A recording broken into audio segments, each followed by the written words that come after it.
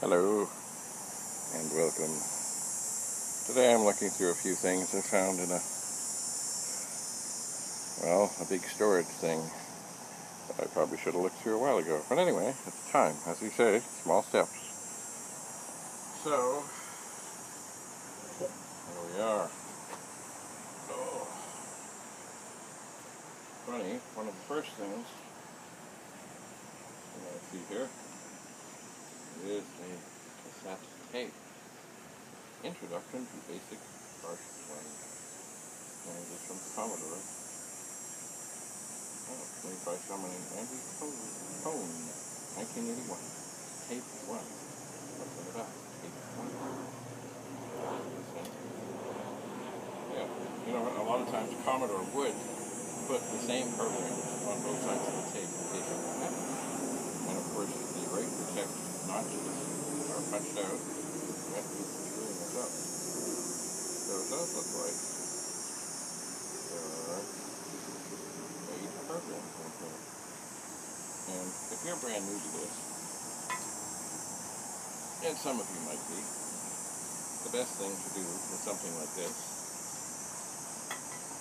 is to take your VIC-20, assuming you have one, and a data set, put it in, just like a tape drive, and then type load something like, quote,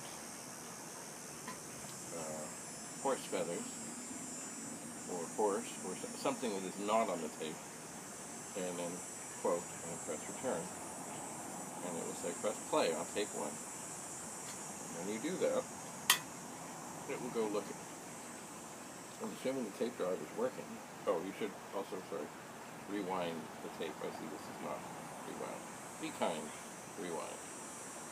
Anyway, what will happen then, assuming the tape drive is working, you'll see it start to spin, and the VIC-20 will let you know, somehow or another, maybe it blanks the screen, it's been a while, to let you know that something is indeed happening. And then it will go through the tape and it will find things, but it won't load anything. But it'll let you know what it finds, and it's a way to just get an idea of, okay, is this tape working, is the tape drive working, is everything okay? Once you're sure that things seem to be working okay, you can, of course, switch that up a bit. And say you wanted to load, there's this one called test card. So you would type load, L-O-A-D, a quote, that's the 2. It's not the single quote, the double quote. Load, quote, test card, quote, and hit return after you have rewound the tape, of course. And assuming that it's there, and the tape drive is working, and the tape is working, it should load the program test card. The other thing, of course, you can do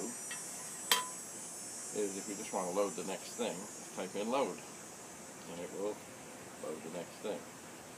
Saves the trouble of accidentally making one tiny little error that means that nothing happens. But anyway, this is an original VIC-20 tape. I think it came in not a binder, but kind of a folder thing with other tapes. So this tape is 40 years old. It is. Over here, we have another thing. Computer cassette. High density leaderless versus leaderless. That's interesting because it's not rewound. I'm not going to rewind it, but indeed, I think the Commodore 64, the VIC-20, and the PET actually took into account that it couldn't detect the leader, but I think the way it did things, it just assumed the leader was a certain length, and that if you tried to save something, it would advance off the leader. Anyway, this is a special tape for probably the VIC-20, judging on what I found so far. And it has things written on it. This would be a typical sort of thing that in the day people would have done, would be type things on. Now, does this work? Who knows? Okay, the index inside has been written on and scratched out, but it does say something micro on something 3K. So probably, yes, this is for the VIC-20. What's on the back?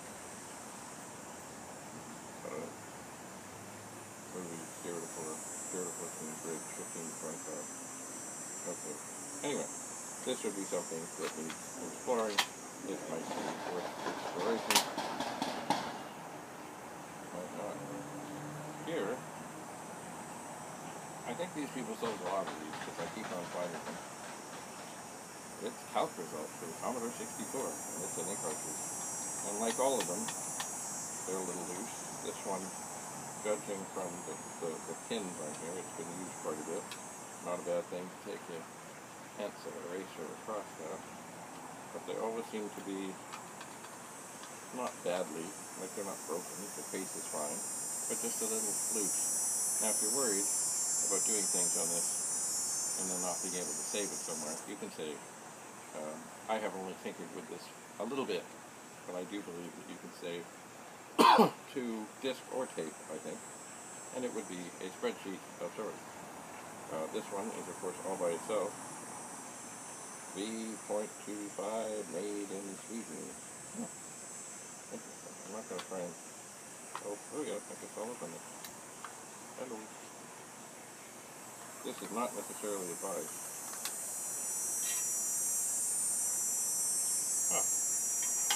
So there is what's inside the cartridge.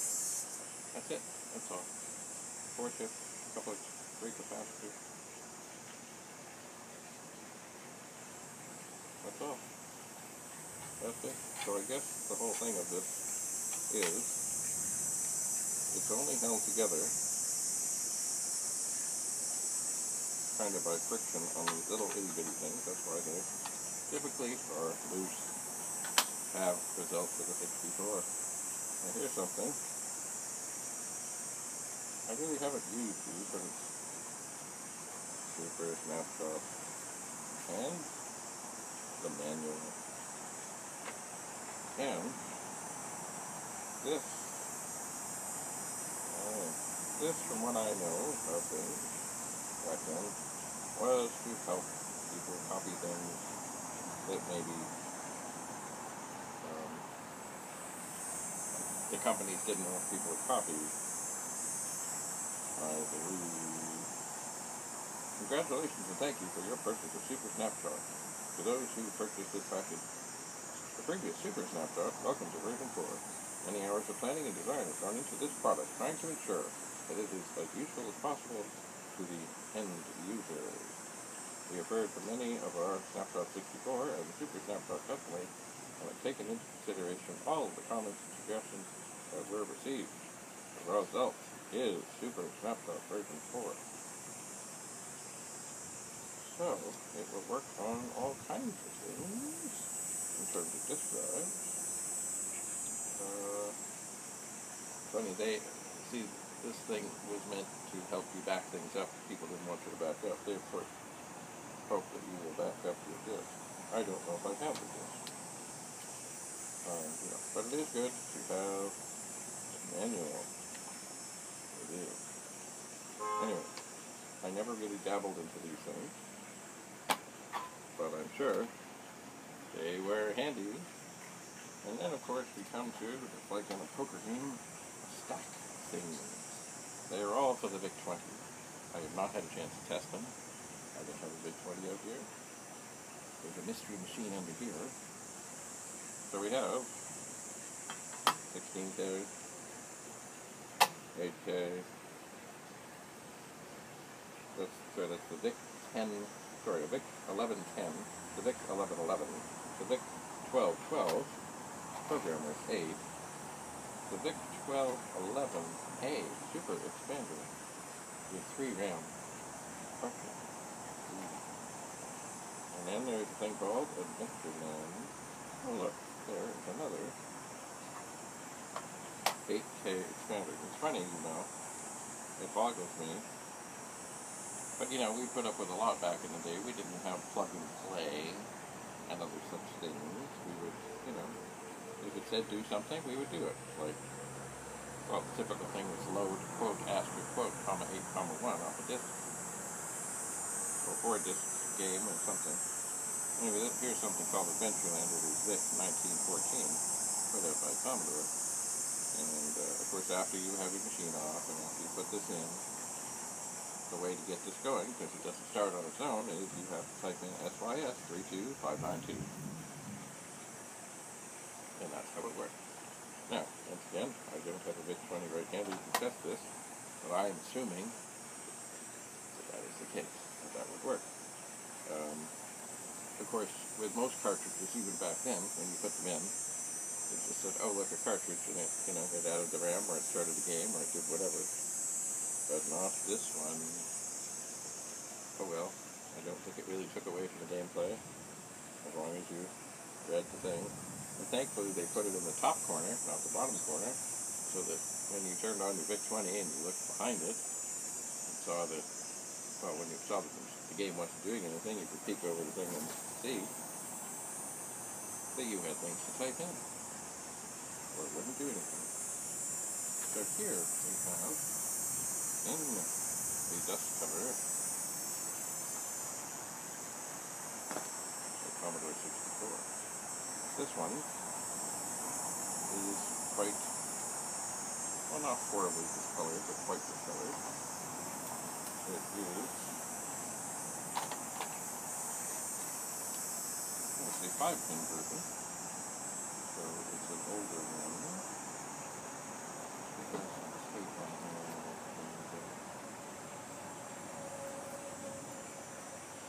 Definitely, absolutely, positively from the home of somebody who at some point smoked.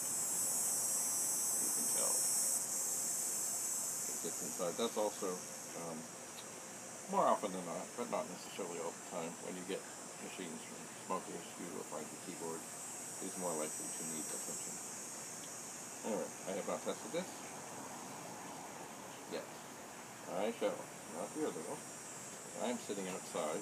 Very hot day. I thought I should really try and have a look through this bin and then start assessing things as time permits. So right now there is no assessment, there is just sort of an inventory.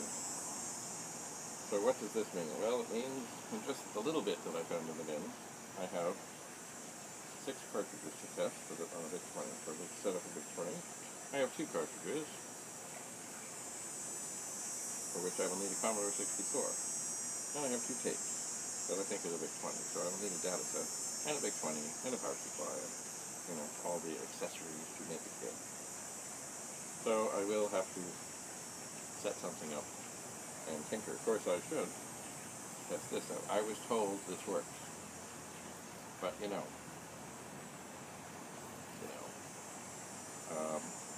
probably worked when it went in the bin. Does it still work? Maybe, maybe not. Always an adventure. Anyway, at the moment, I think I will take this tape and put it in a proper place before it blows away. And I will go back to the bin, because the bin now is kind of in the way, see what else is in there, and go from there. And also find a place, maybe in a smaller box, to set this stuff, and set it aside so I can, what I should do is I should start a box of big stuff and a box of 64 stuff, so that I can then go through and analyze and test. At the moment, it is possible, despite the sunshine, that I hear thunder. So I think I will stop. Anyway, once again,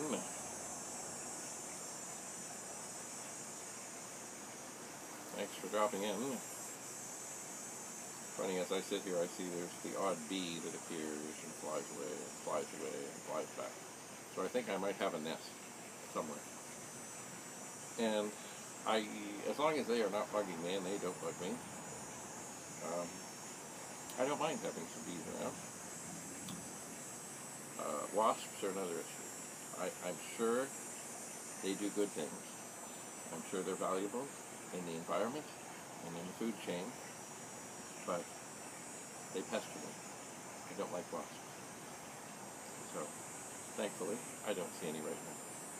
And I let the bees carry on. Actually, there have been many times over the last little bit that I have found, I have found bees alive, but in the pool. and who are in some level of distress. And I do my best to save every single one. Yeah, that sounds like nothing. I cannot say the same for wasps. I cannot. I would like to be able to say that I would save the wasps as well. But I'm not so sure about that. Anyway, before I get rained on, and I will check this message, it is time to put a stop to this. For the moment. So, thank you for being here. Stay tuned for more exciting moments of exploring Commodore history. Little tidbits of information in there, such as load, L-O-A-D, no capitals. Here's another thing, just before I forget. You see, when you turn on the machine, I believe your VIC-20 the letters are uppercase. If you press the shift, they come out funny. If you press the shift and the Commodore key, I think they go to upper and lower. But anyway, commands are entered. Unless you're doing short forms, I'm not getting into any of that. Just type them in. If it looks like it's in capitals in whatever you're typing it in, and you're in small or lowercase, don't worry, just type it. So when I say load, quote, test card, which we load, quote, T-E-S-T-C-A-R-D, quote. See on here, on this little thing, those letters are in capitals. Don't do it. Just type them in. No shifting, no anything. You'll just run into trouble. Anyway, so, onward in our exploration of the world of Commodore. Until we meet again, thanks for being here. More exciting information to come. Bye for now.